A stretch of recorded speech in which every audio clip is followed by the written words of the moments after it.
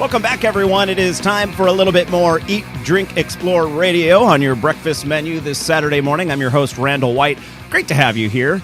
Our topic this segment is the ancient practice of yoga, which has been around for more than 5,000 years. And currently, according to an article I found in WebMD, which seems like a pretty reliable source, has nearly 11 million Americans enjoying its health benefits currently.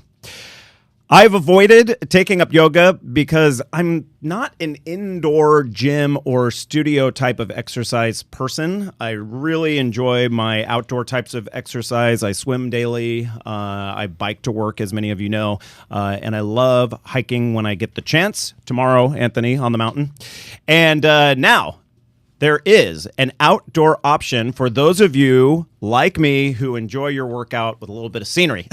Central Coast yoga instructor Trevor Dieterle, also known as T-Rex, is teaching a class later this afternoon at Avila Valley's Slow Creek Farms. It's known as Yoga in the Orchard. Sounds awesome. And it's donation only for the classes. They do ask, $10 donation is sort of recommended. But if you can't afford that, you're under no, guidelines to provide that. Welcome to the program, Trevor. Good morning. Yeah, great to have you here. Thank you. Great to be here. How did you get started in yoga? How does that happen? Like at what age? A little over 3 years ago. We actually started before that. My mom is a yoga instructor, and she'd been bugging me to try it for a long time. And she's like, "Oh, do it. You'll like it." And were you like, Yeah, I did water polo and swimming all through high school and a little bit in college, and so I was just like, yoga, what? Right. But yeah. So finally, one of the local studios was having a little yoga challenge. You pay a flat rate, get a month unlimited, and she's like, "Oh, please try it. I'll pay for it. I really want you to try." I was like, "All right, what have I got to lose?" And I fell in love with it. It's truly amazing. It's totally changed my life. That's what I hear. Every time somebody says they've started taking up yoga, I hear that same thing. It really changed my life. A good friend of mine, Jennifer Hodges, up in the Santa Cruz area, started doing the kind of yoga where you're in that excessively hot room. Bikram Yoga. Bikram? Yes. She's like, Randall, you got to try it. This is when I lived in San Francisco, and I had a Bikram studio across the way from me on Columbus Street. And I was like, what? 110 degrees and getting into weird poses? No, thanks. And so so I never did it. But there are many different types of yoga, correct? Yes. And which one is it that you practice or teach? My personal, it's kind of a blend. There's Vinyasa yoga is kind of just linking movement with breath. That's my favorite style. And isn't that the most popular in the United States? Very much so, yeah. A lot of people are out there for the fitness aspect, a little bit of cardio kind of strengthening. Hatha yoga is a kind of an umbrella term. Hatha just sort of refers to the poses themselves. Okay. And so Hatha versus Vinyasa. Hatha, you're going to be sort of more stationary, stable, holding the poses for a longer time. Okay. And then Iyengar, which is focused all on alignment. Might do like 5 poses in a class, but it's all just like lots of props, super in on the alignment. And then restorative is all like just very, relaxed, sort of like a nap with stretching involved. Oh, okay. Wait, which one's that? Restorative. Because I think I might be onto that one. Now, when I did live in San Francisco, I'd go get my morning cup of coffee there in, what's the little Italy area? I used to live, what?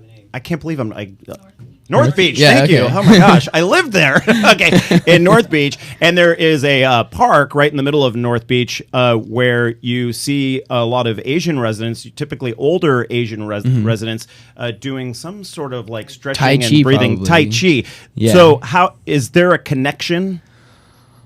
No. Other than the fact that it's in the physical fitness realm, that's about it. There's Tai Chi, like obviously lots of breath and like sort of movements, but I think yoga, it's more of more like stationary poses. Okay. I think Tai Chi, there's a lot of movement, whereas yoga, Vinyasa yoga, especially, you're going to be moving in between poses, like, from one to the next.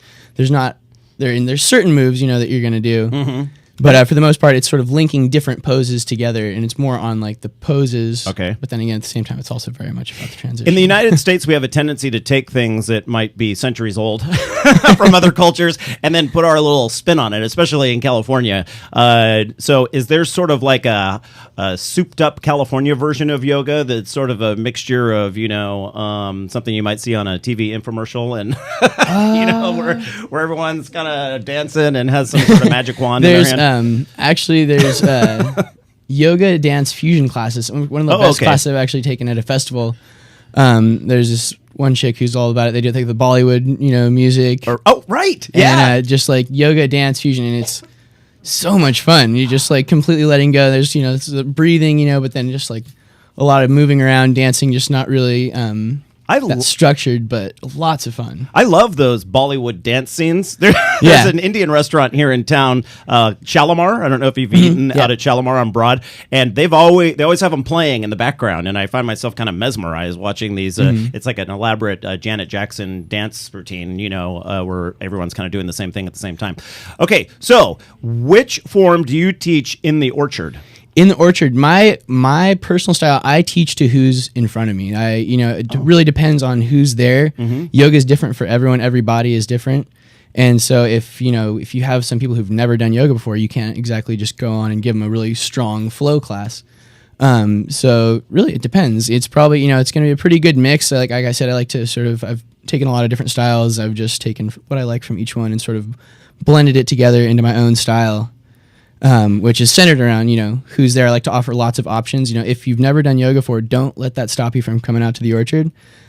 Just let me know before class that you've never done yoga, and we'll make it work. And we should mention, by the way, Trevor will be teaching the class starting this morning at 10, so an hour and a half from now. You have plenty of time to get ready, download our app, and listen on your way out there. Or and I believe they even have mat rentals, too, so even if you don't have a mat, $2 I saw. Yep. It's $2 online if you don't have a mat. Also, Crush 92.5 comes in very clearly in your car between here and and the Orchard, and so you don't have to turn off our radio to get out there by 10 o'clock to do your yoga.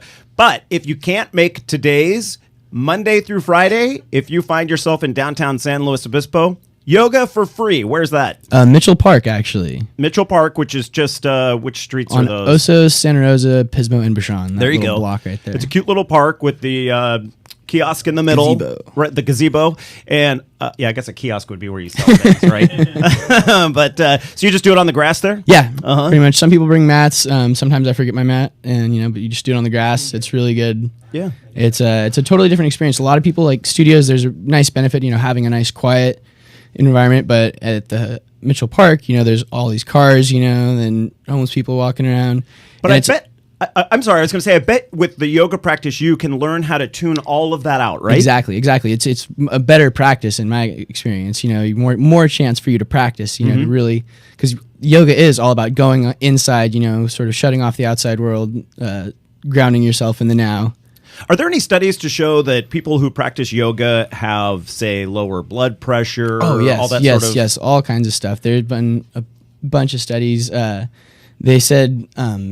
This one study about the effects of yoga versus walking like regularly on mood, and how like the people who are doing yoga over long term just tend to be much happier. Some sort of chemical reaction in the brain. I don't know exactly what it is, but well, any of those practices where you really shut down and start focusing, whether it's yoga or prayer or meditation, I think all sort of trigger those same chemicals in the head. Yeah. Nice, just relaxation. Right. So stress-free. Well, I highly recommend that people go out there and have Trevor. Trevor, where'd you get the T-Rex? It's a long story. Many years ago, there's alcohol and a Speedo involved. Oh, okay. Before yoga, before I found yoga. Pre-yoga, okay. I thought it was because he was like a beast as an instructor or something, but no. That too, but that's a whole different story. Well, I like it. Okay, how can people get in contact with you if they want to find out where you're teaching? Do you have a website? Yeah, website, Strength to Be Still, one word. Okay. It's under construction, so don't judge me too harshly, but there is a nice little contact me button that you can click, fill out a little form, and it'll give it to you. Awesome. You can also go to slowcreekfarms.com for more information on today's yoga class.